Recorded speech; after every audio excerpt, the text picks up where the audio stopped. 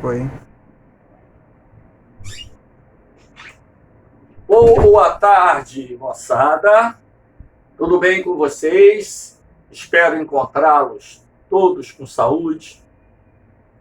E hoje nós iremos falar sobre os agentes formadores do relevo terrestre. E, logicamente, começaremos a falar sobre um dos agentes internos, também conhecido como força endógena ou estrutural. Agentes internos são aqueles que agem a partir das violentas pressões que são exercidas pelo magma na crosta terrestre. E nós temos 3 agentes internos: o tectonismo, os abalos sísmicos e o vulcanismo. No nosso encontro de hoje, falaremos sobre o tectonismo, que, entre os agentes internos, é o mais lento e duradouro. Para que vocês possam melhor compreender o assunto, vamos relembrar que a superfície do planeta possui uma fina crosta formada por rochas e minerais solidificados, que nós chamamos de crosta terrestre ou litosfera. A crosta terrestre tem uma espessura média de aproximadamente 30 quilômetros, alguns falam em 35. E essa crosta está dividida em várias placas tectônicas. E essas placas tectônicas se movem alguns centímetros por ano. Professor, o que determina o movimento das placas tectônicas? As violentas pressões que o magma, que é encontrado no manto e na asterosfera, que é a camada que se encontra entre o manto e a crosta terrestre, exerce sobre a litosfera. Portanto, essa pressão que o magma exerce na crosta terrestre é que fará com que as placas tectônicas se movimentem. A crosta terrestre, portanto, ela pode se movimentar no sentido horizontal, estou me referindo às placas tectônicas, como também essa crosta pode se movimentar no sentido vertical. Então, para que vocês possam entender a dinâmica do tectonismo, é preciso, primeiro, compreender o que faz com que as placas tectônicas se movimentem. Lembrando as violentas pressões que o magma exerce na crosta terrestre.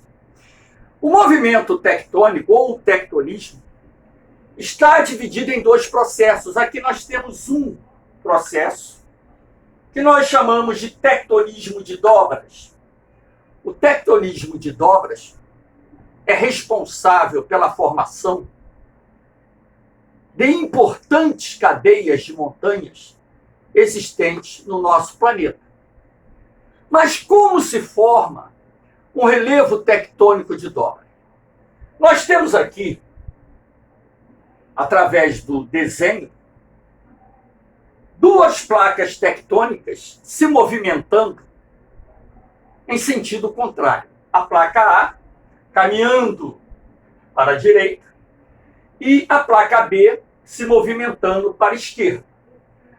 Quando 2 placas tectônicas se encontram, e esse ponto de encontro nós chamamos de limite convergente, o que acontece?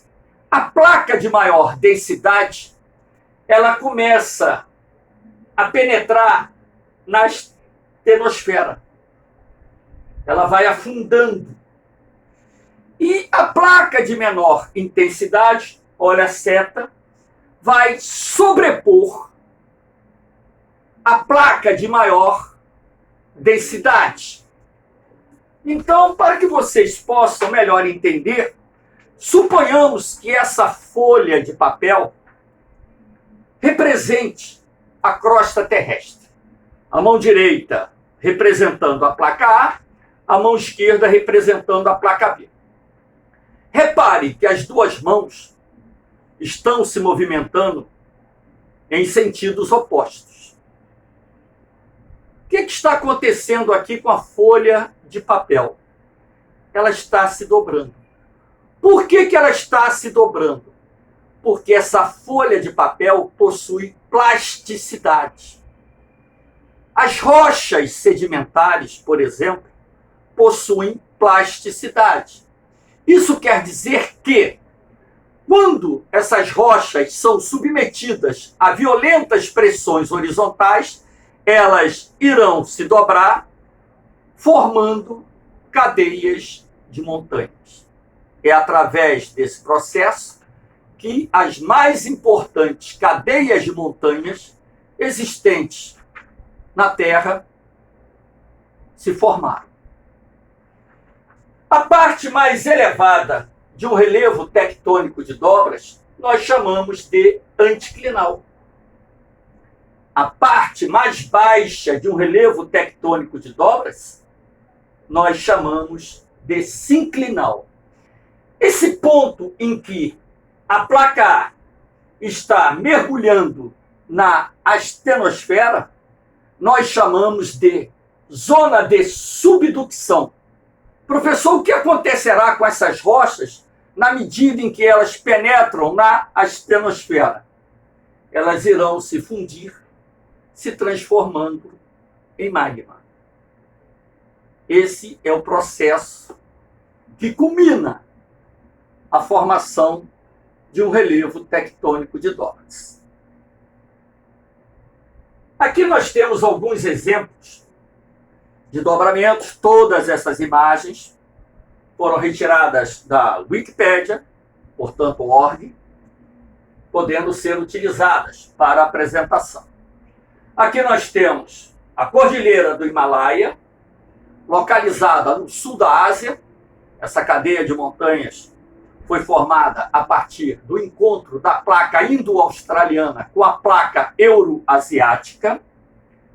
Aqui nós temos a Cordilheira dos Andes, formada pelo encontro da placa sul-americana com a placa de Nazca, esta localizada no fundo do Oceano Pacífico.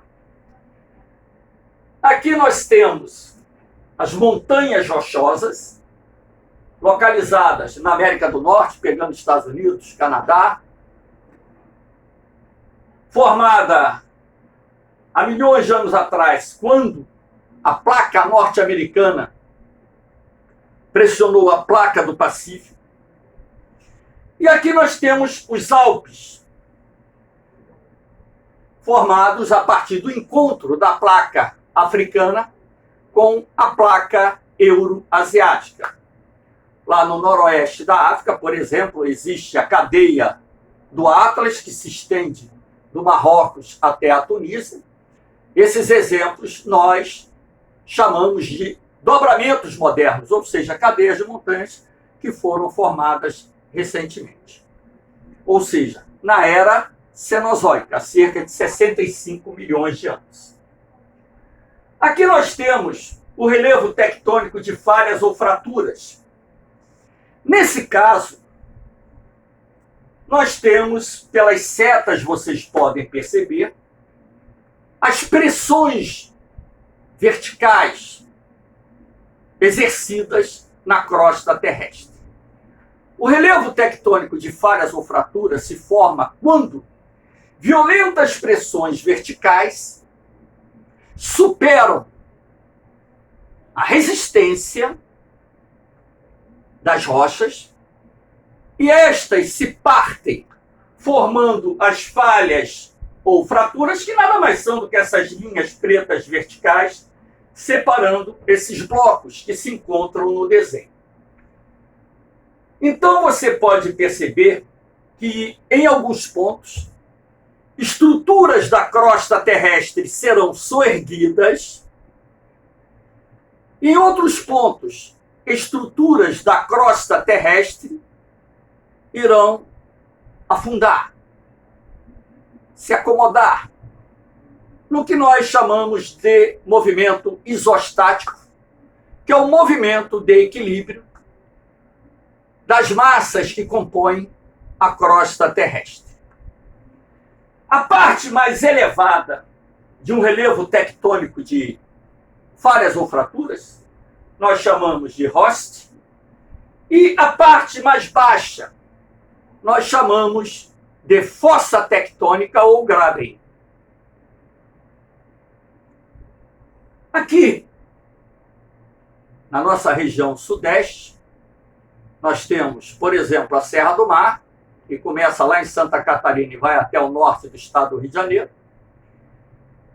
Entre a Serra do Mar e a Serra da Mantiqueira, que pega parte do sul de Minas e parte de São Paulo, você tem uma fossa tectônica. A Serra do Mar e a Serra da Mantiqueira formariam host, e o Vale do Rio Paraíba do Sul seria um exemplo de fossa tectônica.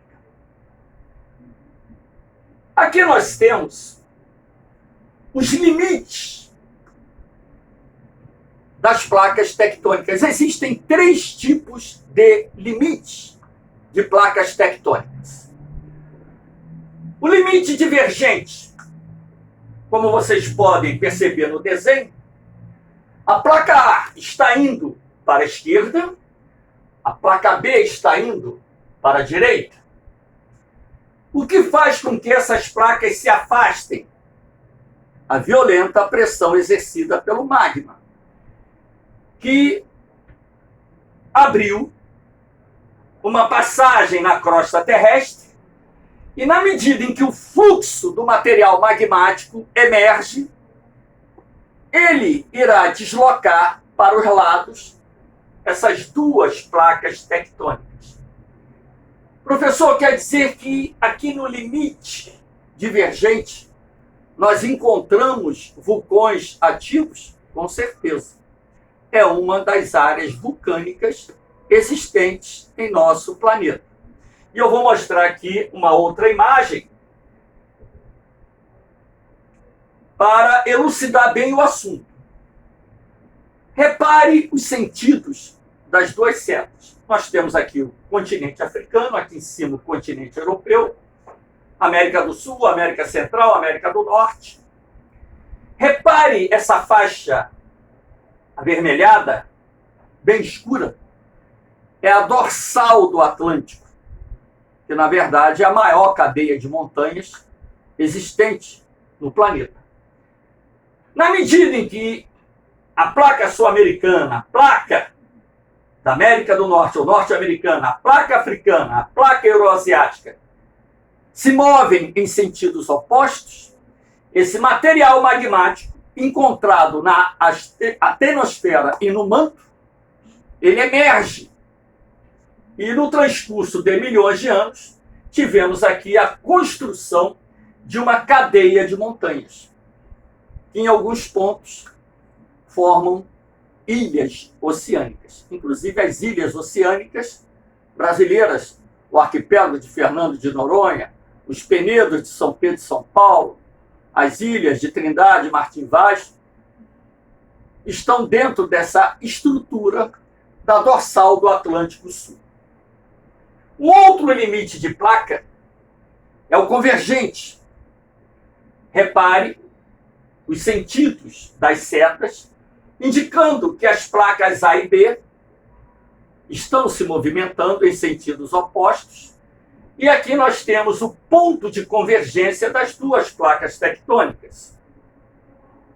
Então, nos limites convergentes, nós teremos a formação também de cadeias de montanhas, como foram citadas ainda há pouco, através da explicação referente à formação dos chamados dobramentos modernos. E vamos mostrar essa outra imagem, que é da Cordilheira dos Andes. Aqui você tem a placa sul-americana se deslocando para a esquerda e a placa de Nazca se deslocando para a direita. E essa faixa aqui é representada pela Cordilheira dos Andes, essa faixa marrom. Então, nos limites convergentes, não se esqueçam, temos a formação de cadeias de montanhas, aqui também temos vulcões ativos, e nos limites convergentes podem ocorrer fortes abalos sísmicos. Vulcanismo e abalos sísmicos serão estudados numa outra aula, num outro encontro. E nós temos um outro limite, que é o limite transcorrente ou transformante.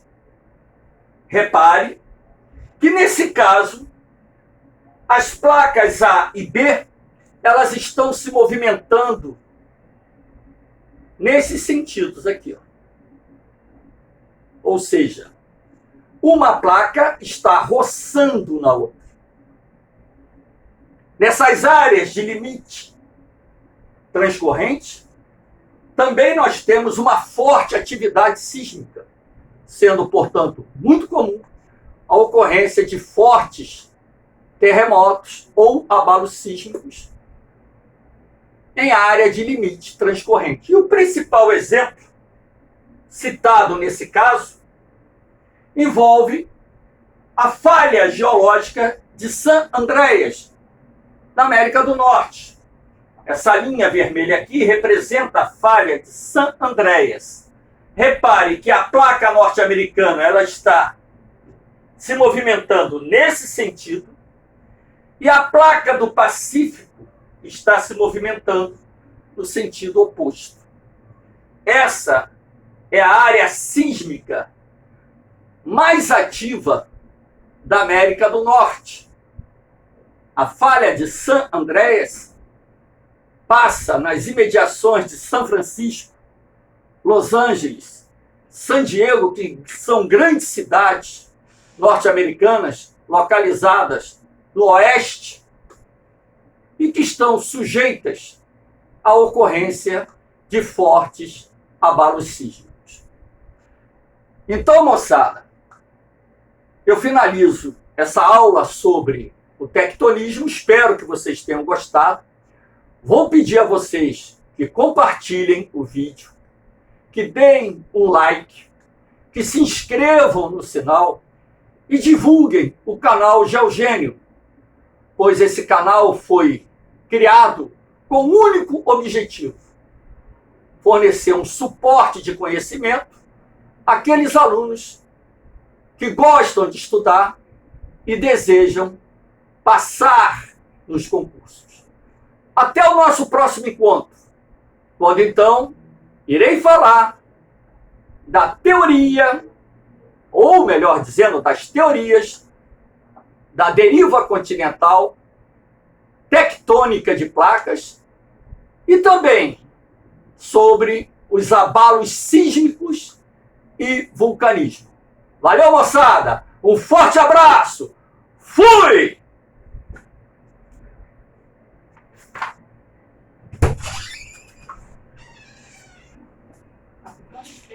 Essa foi rápida, hein?